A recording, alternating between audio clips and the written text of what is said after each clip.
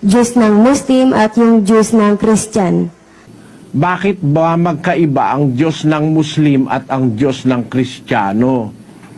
Alam mo kapatid, ang sabi ni Apostol Pablo sa 4:8 ng Galacia, ganito, pakibasa kapatid na Daniel. Gayunman ng panahong yaon, sa hindi ninyo pagkakilala sa Diyos, kayo'y nasa pagkaalipin ng sa katutubo ay hindi mga Diyos. Pagka hindi mo nakikilala yung Diyos, maaaring nasa pagkaalipin ka ng hindi talagang Diyos. Basahin natin sa English yan, kapatid na Daniel. Howbeit then, when ye knew not God, ye did service unto them which by nature are no gods. Hindi talagang tunay na Diyos eh. Ngayon, merong tunay na Diyos. Sa mundo, maraming kinikilalang Diyos ang mga tao, kapatid. Kagaya ng mga Bombay, kinikilala nilang Diyos, mga hayop. Kagaya ng tawag dito, yung baka. Merong mga Bombay kumikilala sa daga, Diyos nila, daga. Nako, sumasalo pa sila sa daga, tapos yung tira ng daga kinakain nila, tapos lumuluhod sila sa daga.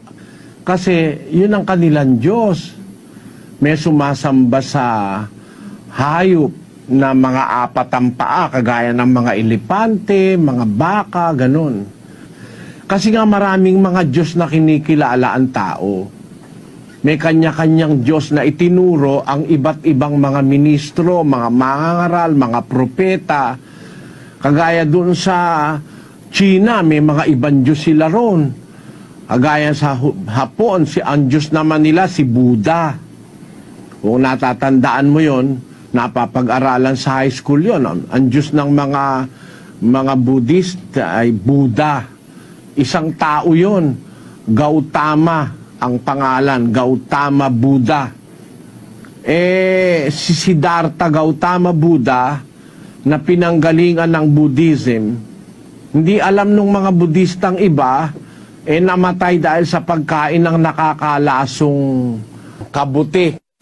Lason pala yung nakain niya. Biro mo, yung mga Buddhista, naniniwala, Diyos nila yan. Para mapaniwala mo kung Diyos ko yan, patayin mo na lang ako. Hindi ako maniniwalang Diyos yung Buddha na yan, dahil tao lang yan at namatay nga yan eh. Ngayon, ang aming Diyos may anak, kapatid. Ang anak niya ang Panginoong Hesukristo. Nakasulat sa 3:16 ng Juan. Sapagkat gayon na lamang ang pagsinta ng Diyos sa sanglibutan, na ibinigay niya ang kanyang bugtong na anak, upang ang sino mang sa kanya'y sumampalataya ay huwag mamatay, kundi magkaroon ng buhay na walang hanggan. Ayan, ang kanyang anak ay binigay niya sa lupa dahil sa kanyang pagmamahal para maligtas ang mga tao. Sino ba yung kanyang anak na ibinigay niya sa lupa na para magligtas sa mga tao? Basahin natin yung 16:16 ng Mateo.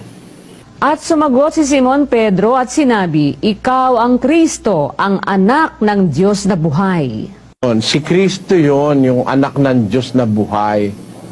Yun ang kanyang anak na ibinigay niya para magligtas ng mga tao. Ngayon, bakit ako naniniwala sa Diyos na itinuturo sa Biblia na pwede siyang magkaroon ng anak? Basahin natin ang katwiran sa 94:9 ng awit. Siyang lumikha ng pakinig, hindi ba siya makakarinig? Siyang lumikha ng mata, hindi ba siya makakakita? Ayan ang argumento dyan eh.